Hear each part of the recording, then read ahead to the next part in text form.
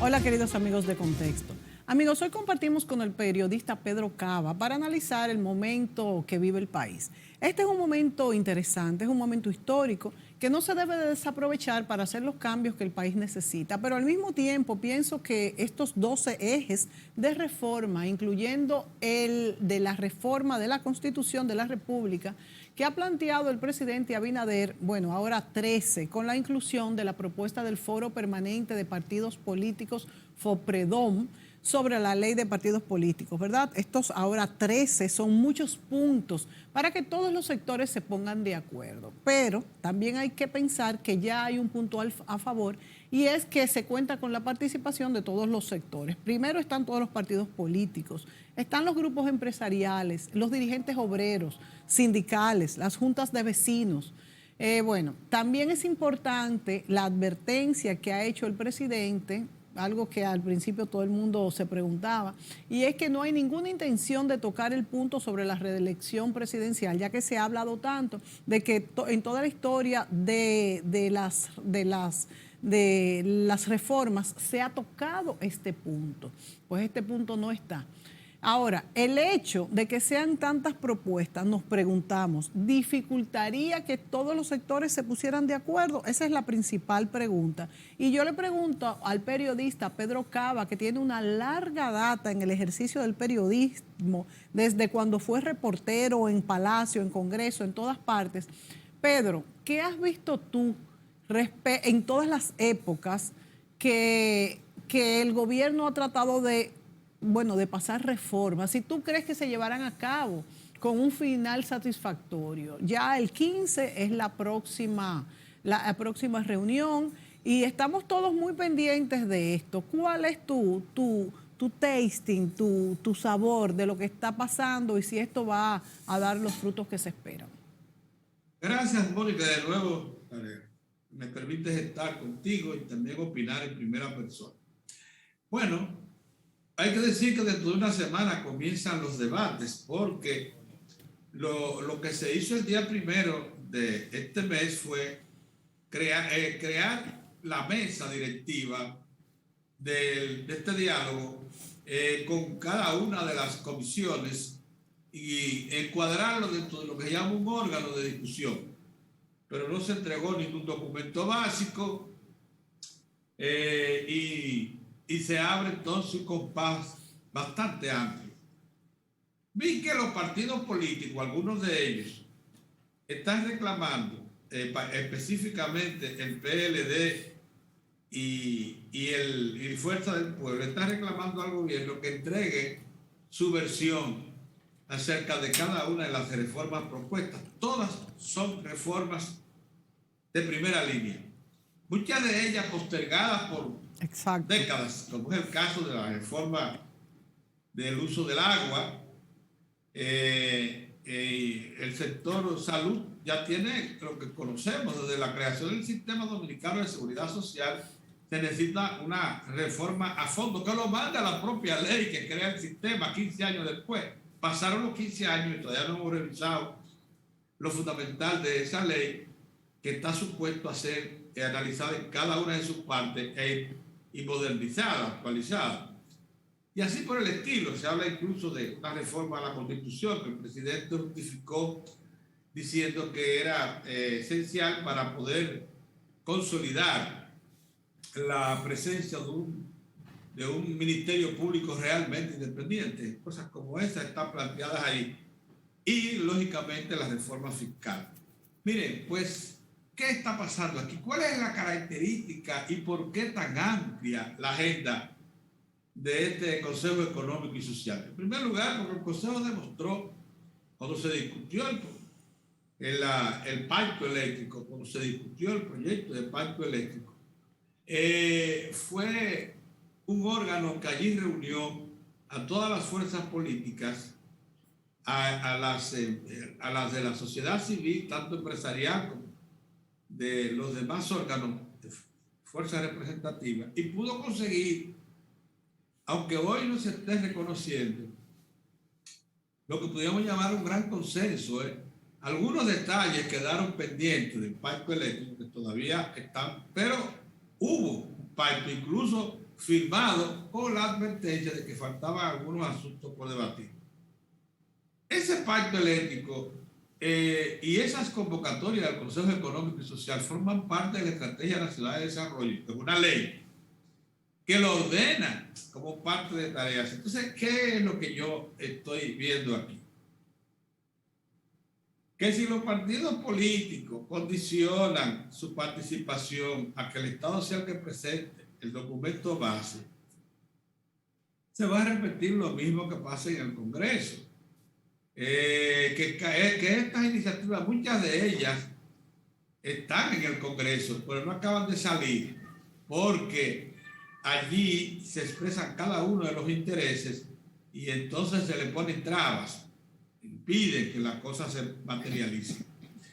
Es mejor que lo que salga de cada una de las mesas de trabajo de este Consejo Económico y Social que inicia su trabajo la semana que viene, sea el fruto de iniciativas provenientes de todos. Porque si no es así, vamos a afrontar lo mismo que está pasando en el Congreso. Yo creo también que aquí estamos jugando a... Tú me tiras a mí una piedra y yo te devuelvo, y yo te la devuelvo. No. El tema es, vamos a discutir sobre la mesa la versión que tiene y la más consolidada posible, o sea, la más consensuada posible. Se van a hacer la colectividad comisiones, política nacional Pedro, sobre grandes temas. Se van a hacer comisiones, porque son muchos temas demasiado distintos todos. Es que se crearon comisiones para cada una de las para cada una ya. y se van a reunir por separado, obviamente, estas comisiones. Sí, claro que sí, van a reunirse por separado. O sea, eso no va a ser un diálogo de locos, de iniciativas. No. Hay una coordinación, obviamente. Hay una coordinación ya determinada para que produzca frutos. Sí. Pero lo que pasa, yo no sé si te diste cuenta, que mientras la oposición dijo eso, que quería que el Estado, que le sorprendió que el Estado no presentó su visión de cada una de las reformas, el presidente de la República, que fue el que convocó al Consejo Económico y Social, que el PRM y el gobierno tenían su visión y que la darían a conocer en el curso de la discusión. O sea, no. Lo que pide evidentemente el presidente Luis Abinader Corona es que cada agrupación política o sector organizado, la sociedad, el Consejo de Hombres de Empresa, la Asociación de Industria, la Unión de las Federaciones Sindicales, las iglesias, si lo desean, y las grandes entidades organizadas del país, introduzcan su visión para que nadie quede fuera y nadie alegue que no se le tomó en cuenta. Porque lo que se quiere es salir ya. Mira, hay un tema que a todos nos llama la atención, el del agua. Desde finales del siglo pasado se introdujo un proyecto de ley para regular el uso del agua. Y de delimitación territorial, calificar el uso de suelo. Una cosa imprescindible para cualquier nación que quiera salir del atrás. Bueno, tú puedes creer que eso ha dado vueltas y vueltas y vueltas que todavía no ha salido y está en el Congreso todavía. Porque, ¿qué es lo que pasa? Que en el Congreso van a parar. Oye lo que acontece. Muchos de los intereses organizados del país se expresan allí vía legisladores o grupos de legisladores y frenan acciones. Entonces aquí lo que se quiere es que haya un acuerdo previo de las fuerzas políticas que tienen representación congresional para que cuando baje un proyecto al Congreso cuente con el compromiso de respaldo de lo que realmente pueden decidir. Es para que allí no se vayan a expresar todo tipo de iniciativas como acontece en el Senado y en la Cámara de Diputados, que usted a veces dice, pero ve, acá parece ese señor es del PLD o de la Fuerza del Pueblo o del PRM y parece estar en contradicción con lo planteado por su partido. Bueno, porque usted deja a libre albedrío a estos señores, cada cual va a expresar lo que cree, mientras que aquí se quiere que lo que baje de ahí sea aprobado allá en el Congreso, porque se imparta una orden ejecutiva de los partidos para que sus fuerzas representativas respondan a esos propósitos. Pedro, yo te preguntaba cuál es tu apreciación respecto a la posición de los partidos políticos principales. Por ejemplo, la Fuerza del Pueblo se ha concentrado en decir que no se necesita una reforma de la Constitución para blindar el Estado en materia legal, porque ya ellos lo hicieron en el 2010, por ejemplo, es lo que más han repetido. El PLD habló incluso de que había que retomar a la figura de Danilo Medina para hacerlo elegible otro periodo más, que eso podría ser porque es el único al que le afectó la ley cuando cayó. ¿Cuál es, a tu juicio, la posición de los partidos políticos ante la reforma? Porque han dado estas pinceladas diciendo puntos específicos, pero ante una gran reforma, ¿cuál es la posición de ellos? Que yo no sé en tu experiencia, tú que tienes tanto tiempo de periodista, pero yo no recuerdo otra reforma tan amplia como esta que se haya pretendido. Bueno, la que se produjo en el 2010. En el 2010. Fue una reforma casi absoluta de la Constitución. Pero abarcaba tantos puntos. Porque esto, mira, aquella sí fue una reforma constitucional. Sí, claro. Incluso fue el fruto de una de las labores de consenso más amplias que se han hecho en el país, provincia por provincia, meses enteros. ¿Cuánto tardó? Cantidades Pedro? Enormes de documentos se elaboraron, se consensuaron, se chequearon, y se dice que la reforma de la Constitución y lo que resultó de ella, la Constitución vigente, es una de las más actualizadas de América Latina. Sí, ese no es el problema. ¿Cuánto tardó, porque Pedro, una parte importante de proceso? estas reformas que se están discutiendo aquí en el Consejo Económico y Social no tienen que ser no tienen que tocar la Constitución. La única cosa que tiene que tocar la Constitución es si se aprueba la recomendación que ha hecho el presidente de la República cuando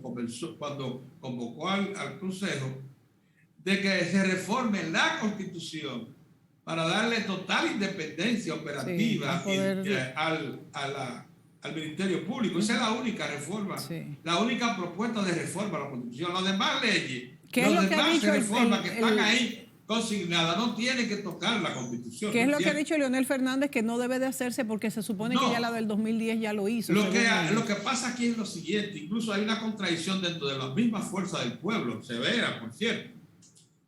El doctor Fernández hizo saber, y lo hizo saber también por boca de uno de sus principales voceros, Franklin Almeida Rancière, de que la Constitución del 2010 establecía tal fuero de definición amplia de facultades y recursos propios del Ministerio Público que no era necesaria una reforma a la Constitución. Sí.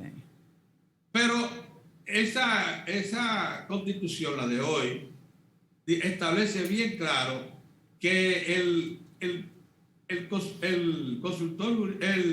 Procurador General de la República es el fruto de una decisión del Poder Ejecutivo que lo nombra. Por tanto, eso es justo lo que el gobierno del presidente Abinader Corona quiere corregir, claro, porque eso es fundamental. Sin embargo, oye lo que aconteció. El doctor Radamés Jiménez, que es miembro de la Fuerza del Pueblo, incluso el vocero legal del partido, porque tiene dentro de ese campo mayor autoridad que el propio Franklin Almeida, dijo que se puede lograr ese objetivo del presidente de la República sin tener que tocar la Constitución, y es reformando la ley que crea el Consejo Nacional de la Magistratura y atribuyendo al Consejo Nacional de la Magistratura la selección del Procurador General de la República, y incluso dice, haciéndolo de tal forma que el que resulte escogido por el Consejo Nacional de la Magistratura sea un juez, un hombre del sistema de administración de justicia, o de la propia Procuraduría, para que sea de esa manera un profesional que no esté improvisando en los puestos en las responsabilidades que le van a asignar. A mí me parece que si es así, como lo que principalmente preocupa al presidente de la República es hacer de tal manera la independencia del procurador, la función del Procurador General de la República, que incluso sea designado por en una estructura que esté fuera de la influencia del Poder Ejecutivo. Si eso se puede, como lo dice Radamés Jiménez, entonces no habría que reformar la Constitución, porque los otros detalles, el presidente dijo que habría algunos toques, pero no los mencionó. Y ya sí aclaró, eso sí, el presidente, que no va a hacer para tocar temas de política ni tampoco de reelección. Entonces, si hay ese propósito, y si eso es lo que escandila, lo que crea preocupación dentro del ambiente político nacional, el tema de la reelección, ¿para qué convocar esa constitución? Que después de todo, tú sabes muy bien que tan pronto se conforma la Asamblea Nacional, vienen las expresiones de que esta Asamblea es independiente y puede, por tanto, en función de sus poderes, decidir lo que sea. Bueno, es verdad, es verdad. Pero me parece interesante el planteamiento que ha hecho Radamés Jiménez, pero fíjate tú, de la propia fuerza del pueblo, donde se originó la recomendación de que el Procurador General de la República está suficientemente bien sustentado en esa Constitución como para que se le dé mayores atribuciones. Bueno, no son atribuciones, lo que se quiere es que se le elija desde una fuente que sea fiable para el pueblo dominicano y para todas las estructuras sociales y económicas que conforman la nación. Entonces, mira, ahí está la solución. Bueno, Pedro, ¿hasta qué punto una constituyente podría irse de las manos? Mira, la constituyente tiene que tratar los temas que le convocan. O sea, la constituyente la convoca siempre el Poder Ejecutivo, o una proporción muy alta, creo que dos terceras partes del Congreso pueden hacerlo por propia iniciativa si se ponen de acuerdo. Pero lo que ha acontecido aquí siempre ha sido que el Poder Ejecutivo convoca a una constituyente, pero dice para discutir tales y tales cosas.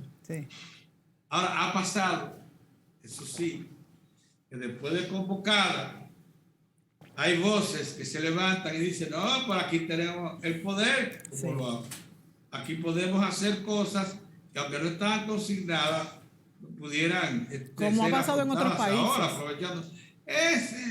Ciertamente, si no hay cuestiones que sean de fondo, que tengan que ver con otros temas, me parece que es riesgoso sí convocarla ahora para una reforma que pudiera, por alguna causa, convertirse en una confrontación política de envergadura que suma al país en una preocupación adicional a la que ya tenemos con esto de la pandemia, con la fiebre porcina, con la criminalidad, con una serie de cosas. Ahora bien, ¿es oportuna o no la convocatoria del Consejo Económico y Social para discutir 12 reformas que mencionó claramente el presidente de la República? Pero claro, es que esas son cosas imprescindibles. Cada una de esas 12 reformas, ahora se le agregó una 13ª, están pendientes de definición para poder nosotros como sociedad acceder a un plano superior de nuestra organización económico, social e institucional. Esas reformas son necesarias y procurarlas por la vía de un diálogo que involucre a las principales fuerzas políticas y en particular las que tienen representación congresional. Que por cierto, déjame decirte algo, un foro de partidos que encabeza José Francisco Peña Guava logró reunir a los 21 partidos que están allí, que han tenido alguna representación congresional o municipal. Y ellos parece que consiguieron del propio Consejo Económico y Social que se les invite, porque acuérdense que se estaba hablando únicamente de las fuerzas políticas con representación congresional, pero una parte importante de los 21 no tiene representación congresional. Entonces, ¿cuál fue la condición y la garantía que le dio José Francisco Peña, que es el jefe de ese, presidente de ese foro, al Consejo Económico y Social? Que estos señores no van a intervenir a menos que les sea imprescindible en alguna de las mesas, y que siempre el derecho a la palabra en primera instancia la tendrán las fuerzas políticas con representación congresional, que están también dentro del foro, porque ahí están todos los partidos en este foro. Entonces, sí, van a participar, pero en una, como dicen ahora, en una segunda fila. ¿Se entiende? Pero van a estar ahí, porque la verdad que si queremos un foro económico y social de amplio espectro, que oiga a todos los sectores, hay fuerzas políticas de esas que aunque no tengan representación congresional, sí tienen unas mínimas que pueden aportar para una visión más moderna de cada una de las reformas. Pedro, vámonos a la pausa, y cuando volvamos, hablemos de cuáles son las reformas más importantes, porque por ejemplo la reforma fiscal es urgente y creo que sería la primera que tendría que salir, pero al mismo tiempo tiene que ver con otras cosas. A ver cuál es tu opinión, volvemos inmediato. Sí.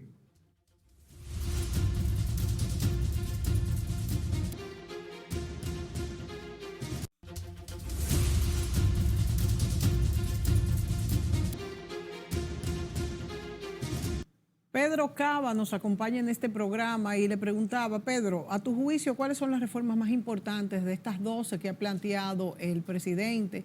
Y si se irá la reforma fiscal adelante, en un momento donde esto es controversial, porque se habla de recortes, de subsidios, de impuestos, se habla mucho de que se va a bajar el IPTEBI, se va a ampliar la base, se va a bajar lo que es el impuesto sobre la renta. ¿Cuál es tu sentimiento, lo que has captado a través de tu experiencia sobre estos puntos? Mira, si el gobierno hubiese querido cumplir plenamente con la directiva de la ley que crea la Estrategia Nacional de Desarrollo, hubiese convocado el foro únicamente para llegar a un acuerdo de todas las fuerzas políticas y sociales del país con respecto a la reforma fiscal y tributaria. Pero no lo hizo y quiso englobar 12, o sea, esa reforma y otras más.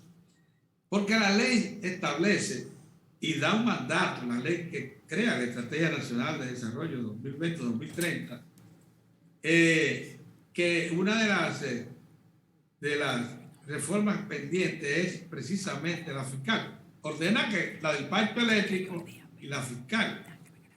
Ya se fue, como sabemos, la del pipe eléctrico, y eso respondió precisamente a esa directiva de la ley. Entonces, ¿qué ha querido el gobierno? Bueno, el gobierno ha querido que se aproveche la oportunidad que estamos viviendo, porque fíjate, esta convocatoria ha surgido después de más de un año de pandemia, de COVID, cuando se considera que la sociedad ha sido puesta tan a prueba en cada uno de sus instrumentales básicos, de su cuerpo, de sus expresiones básicas, que reclama de una reforma más a fondo que la de la fiscal y tributaria. O sea, hay otras cosas más que la sociedad debe aprovechar. Es el concepto evidente que hay detrás de esta convocatoria para en un momento como este, en que muchas de nuestras falencias han salido a la luz, porque había cosas que la gente no la veía tan claramente como la ve ahora con la pandemia, las fallas del sistema educativo, las fallas del sistema de prestación de servicios de salud, la falla del sistema de pensiones, el problema del agua y su uso correcto, económico, factible. Todo lo que está planteado en esta convocatoria son necesidades que la pandemia ha puesto en evidencia. Y entonces este es el momento para que se discuta cada una de esas cosas, cada una en su mesa. Yo no creo que haya una prioridad de una reforma con respecto a la otra. Todas deben ser discutidas. Incluso en todo esto se esconden también segundas intenciones. La propia colectividad política opositora quiere que sea el gobierno y el PRM, pero fundamentalmente el que se lance a proponer los documentos base para ellos entonces coger de eso lo que les plazca y hacer de eso un mecanismo de discusión de nuevo, envolvente, de distracción. No. Cada mesa de trabajo deberá recibir iniciativas referidas a cada una de las reformas y después armarlas en una sola propuesta. Eso es precisamente la función de este diálogo. Fíjate tú que ya se crearon incluso mesas directivas con responsables. Yo no sé por qué el Consejo Económico y Social, fundamentalmente su presidente, el señor Brito, no ha dado a conocer con mayor detalle cómo va a operar este diálogo, cómo va a operar el Consejo y cómo va a ser posible este diálogo. Porque si se explicara bien eso, sí, la gente entendiera que lo que se ha abierto es un gran compás para que cada cual exprese allí, principalmente el que tiene capacidad de decisión, porque al diálogo no va todo el que quiera y todo el que se aparezca. Tiene que estar invitado formalmente, calificado para ello, como están los partidos políticos con representación congresional, los gremios de trabajadores, los gremios de empresarios, las academias. Esos son los invitados. Entonces, allí van a estar personas que representan entidades que se les supone que llevan propuestas, que llevan diagnósticos, que llevan propuestas de enfrentar esos diagnósticos, etc. La próxima reunión del día 15, Pedro, ¿será todavía de todo el mundo ya o ya comenzarán las mesas? Porque tengo entendido que es una reunión general. Sigue siendo. Las sesiones de un Consejo Económico y Social son interminables. Recuérdate todas las reuniones que hubo para llegar a un pacto eléctrico al que le faltaban como 11 consensos. Y aún así se llegó en más de un 90% de acuerdo a la iniciativa original de conformar un documento base que normara todo el sector eléctrico del país, todo el sector energía del país, y quedó en gran medida tan avanzado que se firmó con la advertencia de que faltaban algunos asuntos por definir. Y ya sobre la base es, mira, en esta semana salió una convocatoria para licitaciones de la corporación del Ministerio de Energía y Minas, en la que se menciona el pacto eléctrico como mandato. Pero más aún, yo no sé si tú leíste la resolución que crea el fideicomiso público para la operación de Punta Catalina. Sí, claro. Los condicionantes son los acuerdos del pacto eléctrico. ¿Por qué? Porque ya eso constituye como un documento oficializado por todas las fuerzas políticas, y eso constituye un norte que rige hacia dónde orientar cada uno de los pasos que se den dentro de la conformación o modernización de lo que es el sector eléctrico de la República Dominicana. Y es el primer fideicomiso público, ¿verdad? Bueno, de este fideicomiso me gustaría hablar. Si tú quieres concluyamos el tema. Sí. Para entonces plantearnos lo del fideicomiso y otros. Y si no, lo dejamos ese para otro programa, porque es largo también. Pero vamos a ver. Continúa con el análisis de las 12 reformas. Vamos a hablar entonces de las reformas. Yo creo que se va a discutir reformas tan importantes como tú dijiste, la fiscal. No estoy muy seguro que finalmente se llegue a algún entendimiento para una convocatoria a la constituyente, aunque el presidente lo dijo con mucho entusiasmo, Tú dices que no estás segura. Que no estoy seguro de que haya un entendimiento para eso, en razón de que ya se han ido como nublando un poco el firmamento respecto a esto, y me parece que pudiera ser conveniente examinar la propuesta del doctor Radamés Jiménez, me parece. Si es posible modificar la ley que crea el Consejo Nacional de la Magistratura, y ahí mismo darle la atribución de señalar al Poder Ejecutivo quién es el candidato a la Procuraduría que escogió el sistema, aunque lo decide el Poder Ejecutivo. Ya.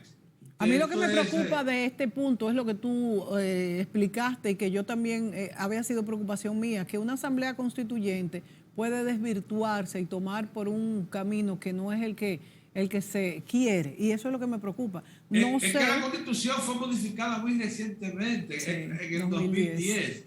Es verdad que 10 años, 11 años después, no parece aconsejable otra reforma a la Constitución, no lo parece.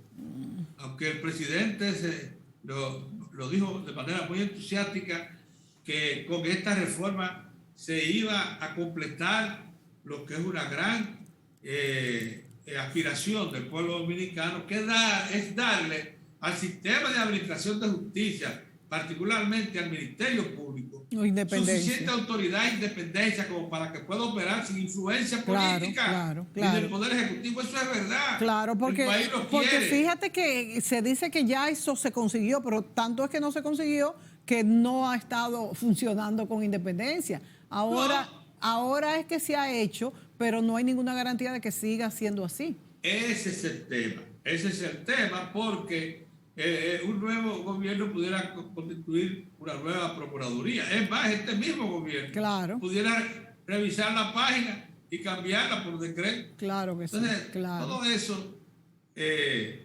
está para mí. La reforma al sistema fiscal y tributario es imprescindible. Lo reclama la realidad económica del país. Los conceptos básicos que se están debatiendo son, como tú dices, eliminar los 218 mil millones de pesos o reducirlo al tamaño que lo puede asimilar la economía, de exenciones que tienen sectores fundamentalmente productivos del país, sectores que en estos tiempos, si algo muestran es provecho por efecto de la pandemia, o sea, porque han sacado, como se han mantenido activos, son los que más beneficios han obtenido de la pandemia, porque el país necesita de servicios de todo tipo, de alimentos, y esos sectores han estado ahí. El país necesita saber qué va a hacer, si va a crear nuevas figuras impositivas. Parece que ni la estructura, ni los trabajadores, ni la clase media resisten más impuestos. Es un tema que está planteado. Y en un momento como el que estamos viviendo, Pedro, que la mayoría de las pequeñas empresas han quebrado, y muchas medianas. Muchas medianas y pequeñas. Si algo hay que revisar, probablemente sea el sistema general de impuestos, fundamentalmente todo lo que la forma operativa de la Dirección General de Impuestos Internos, de la Dirección General de Aduanas. Bueno, CRES tiene una propuesta ahí, por ejemplo, entre otras, que de hecho la han expuesto en este mismo programa, de bajar el impuesto sobre la renta paulatinamente, y también bajar el ITEVI y extenderlo sacando, por ejemplo, medicinas, colegios y bienes o servicios que no pueden ser gravados. Bueno, entonces, todos los productos de origen agropecuario, si usted le mete un ITEVI, en el que sea, no importa, a todos esos alimentos, hubo un tiempo como de pandemia, que usted no sabe cuándo finalmente lo va a declarar superado. Claro. Eso sería distorsionante. Por eso es que yo no entiendo cómo es que va a ser esa ampliación de la base del ITEVI. Pero puede reformarse para incrementar en 1.5 a 3.5 porcentuales del Producto Interno Bruto, los ingresos del Estado los necesita. Claro. El Estado no puede seguir recibiendo 13.5 de todas las riquezas que genera, porque no le alcanza.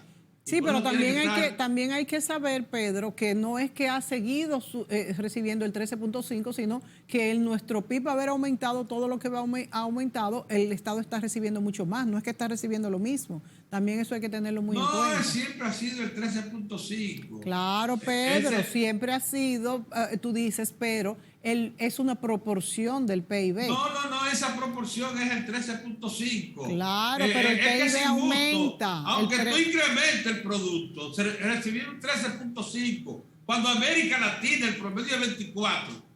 Claro, pero lo que me estoy refiriendo que nosotros como América Latina, claro, pero nosotros 13.5 sí, pero no estoy diciendo eso. De América Latina. No estoy diciendo eso, estoy diciendo que nosotros hemos aumentado el PIB. Yo estoy de acuerdo que hay que subirlo, pero nosotros hemos aumentado el PIB y ha aumentado eso aumentando el PIB año por año. Exacto. Mira, en los últimos 50 años, el Producto Interno Bruto de la República Dominicana ha crecido 5.5% anual promedio. Exacto.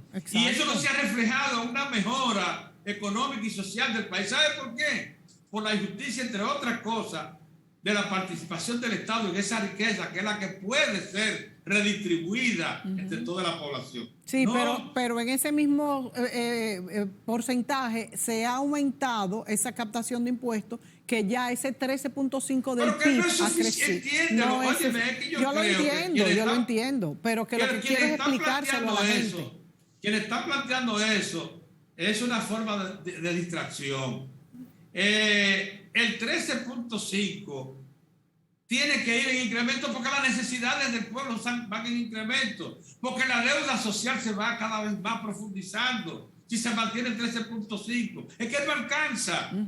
Pero ¿por qué tú crees que se acude a la deuda? Claro, por supuesto. Porque se va incrementando el presupuesto público y el 13.5 no alcanza. No te genera lo suficiente para cubrir ese presupuesto. Entonces hay que acudir a deuda. Y mucho más ahora en esta época de pandemia, que el gobierno ha tenido gastos excesivos. Es por eso. Entonces, lo que sí podemos es no incrementarlo de golpe. Fíjate tú que lo que dicen las autoridades y lo que dicen los expertos, los más racionales, los de cabeza mejor aposentada y fría, es que aunque estamos tan distantes del promedio latinoamericano, nosotros debiéramos subir a un 18% de golpe y porrazo.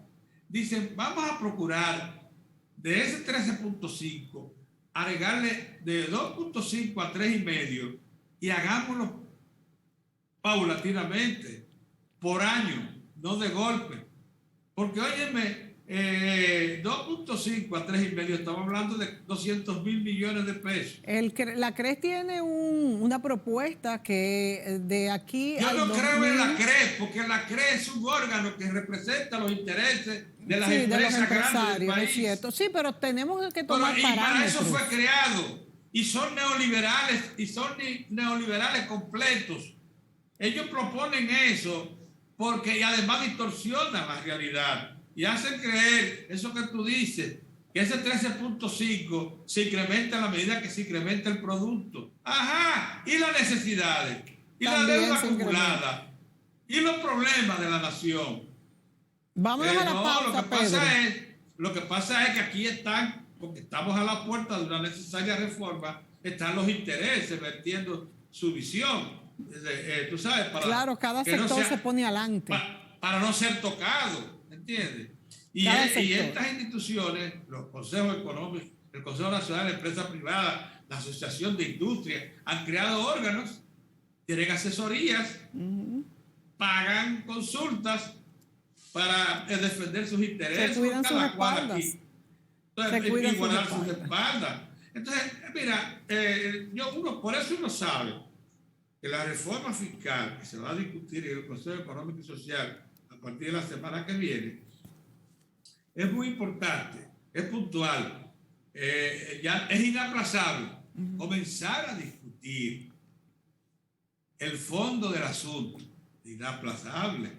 Tenemos, de igual manera hay que actualizar la ley que crea el Sistema Dominicano de Seguridad Social. 15 años después Sí. se han puesto en evidencia fallas graves del sistema pensional, pero muy graves. No, y de la Fallas muy seguridad graves social en cuanto a la eh, atención médica, por ejemplo. Grave. Y lo de pensión Hay es fallas muy tremendo. graves con respecto al sistema de asistencia de salud. Sí. Cosas muy graves. Todavía hoy no hemos creado el tercer estamento que dispone de esa ley, que es una ley del 2001, que se dio dos años de espera para poder adaptar la situación a esa nueva estructura. ¿Tú dices la de atención primaria? No, que es el seguro contributivo subsidiado, claro, que es el que le daría cabida a la economía informal. Todos esos informales que tú ves por ahí no tienen seguro. Y si tienen un subsidiado, no tienen nada. Tú y yo lo sabemos. Sí. No tienen nada en la mano. Y eso el gobierno debe hacer conciencia. Y el SENASA, que dice que sí, que tienen algo, decirle, mire, un subsidiado no acumula, no participa del fondo de pensión. No tiene derecho a riesgo laboral. O sea, a que se le pague si se lesiona, si lo estropean en la calle. No tiene derecho al uso de las estancias infantiles. Entonces, ¿qué es lo que es? Lo único derecho que tiene es a meterse en una fila en un hospital público a esperar que le den turno para que lo vea un médico. Eso es algo, Que pero finalmente le le va a decir, se dañó el sistema de rayos X. Tú tienes que tomarte esta medicina, pero yo solo tengo esto. Sí, Esa es la situación ha real. bajado mucho en cuanto a las medicinas que ofrecen el plan subvencionado, indudablemente. Nos vamos a la pausa, volvemos de inmediato. Muy bien.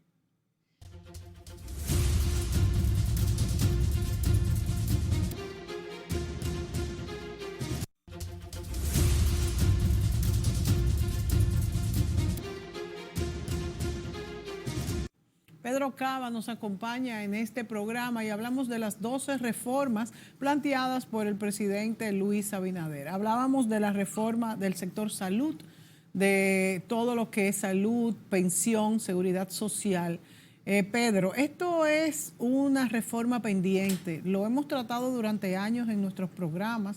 Este sistema tiene mucho que reformarse. Aquí ha quedado de manifiesto, de hecho, el Colegio Médico tiene de nuevo una huelga para atender a las personas suscritas en todos los seguros. Porque es injusto que se le paguen 300 pesos por consulta. Y que hace años que ese sea el pago que esté comprometida en las ARS por consulta. Y también es injusto que el que paga su seguro... Eso deforma todo el sistema. Y que el que pague su seguro tenga que pagar 1.000, 1.500 y hasta 2.000 o más pesos como diferencia o copago. Sí, bueno, todas esas cosas son las que manifiestan la necesidad de una reforma a fondo del sistema. Mira, sin embargo hay que dar a conocer estas informaciones.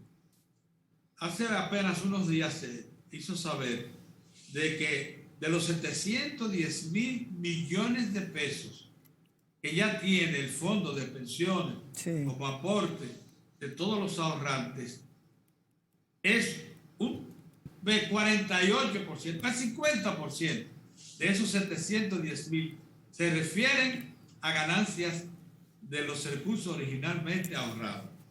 Sí. ¿Me estás oyendo? Sí, señor. Alrededor de 350.000 millones de pesos de los 710.000 son fruto de las operaciones que han hecho las AFP para recrecer el fondo. O sea, la mitad. Utilidades. Hablamos de la mitad, Pedro. Oye, ¿de qué estamos hablando? Segunda cosa, y a esto ya lo dijo la Superintendencia de Pensiones. Sí. En el año 2020, el fondo de pensiones se recreció, o sea, se incrementó en 90.000 millones de pesos. ¿Sabe cuánto correspondió de esos 90.000 a utilidades? O sea, a lo que genera el propio fondo como ganancia de su operación, el 65%. ¡Wow!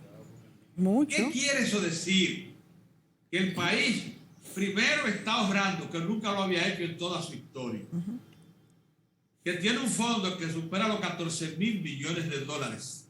Si es que queremos llevarlo para que tengamos una idea de la importancia de este ahorro. Segunda cosa, que después de todo, el ahorro individual ha generado esos resultados.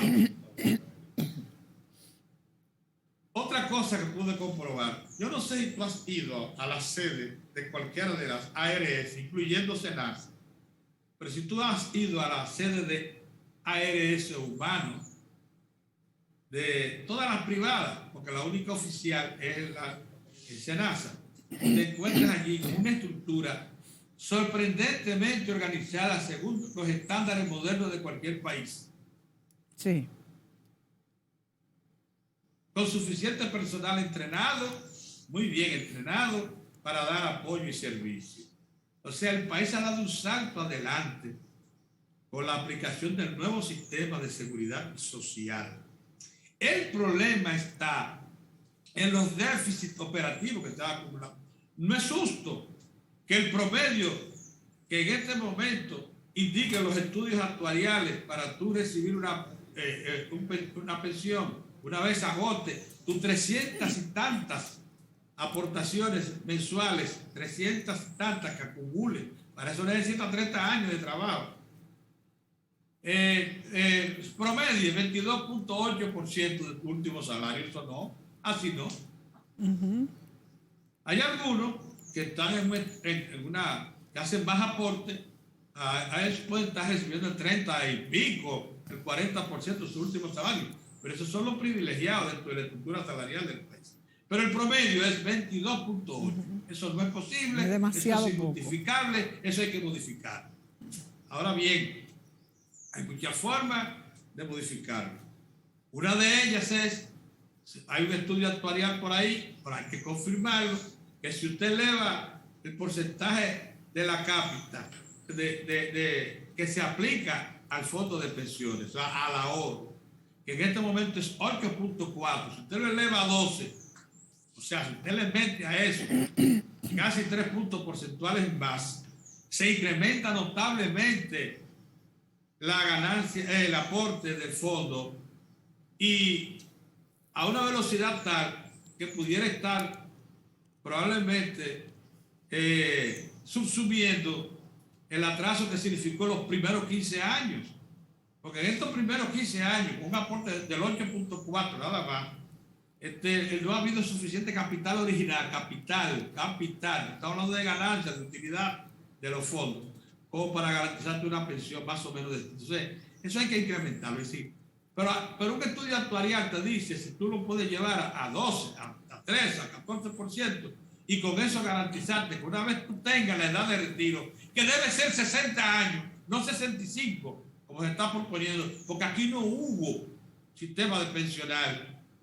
Porque ahora, entre las cosas que se están proponiendo, es llevarlo a 65, de edad de retiro. Sí. Ya consiguieron de forma subrepticia, con la modificación que se hizo a la ley, para disque reducir la comisión de las AFP, eliminar una conquista de la ley, que es la siguiente: si tú cumples 57 años y estás sin trabajo y entraste tarde a la seguridad social, o sea, después de los 45 años de edad, hay que devolverte todo tu dinero ahorrado. Eso lo dice la ley. Sí. ¿Sabes lo que consiguieron las AFP? Que en vez de devolvértelo todo, claro, eso es cuando tú demuestres que tienes 3 meses sin empleo, tú inmediatamente te presentas, según la ley, a tu AFP, hay que darte todo lo que tú has ahorrado, todo el dinero que has ahorrado. A pesar de conseguir que no, que sea de a 10,000 pesos. Wow.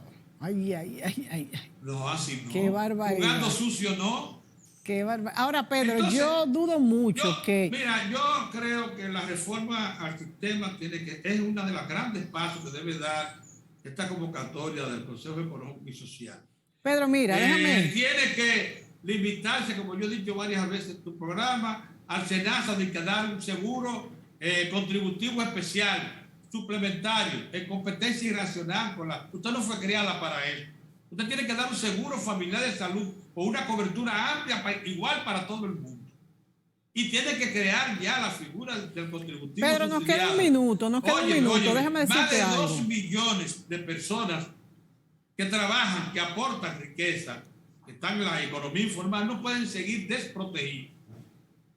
Mira, entonces, Pedro, si el Estado eleva el aporte que hace al subsidiado, lo lleva de 208 que es ahora a los 530 que prometió el PRM en campaña, y el subsidiado, o sea, el trabajador que está en la informalidad, aporta la diferencia, debe tener derecho a un seguro contributivo donde puede ahorrar, donde puede tener acceso al seguro de riesgo, donde puede tener acceso a los servicios que ofrece la Seguridad Social, estancias infantiles, etcétera. Entonces, ya eso sí es un asegurado, con todas las de la ley, pero que la ley lo determina. ¿Cómo es posible que 15 años después tengamos en el país una población flotante que está incorporada a la estructura productiva sin ningún tipo de protección, como es la economía informal? sí, no, la informalidad tenemos que combatirla a todo trance. Ahora, mira, ya no nos queda más tiempo, pero te dejaré esta pregunta para el próximo programa.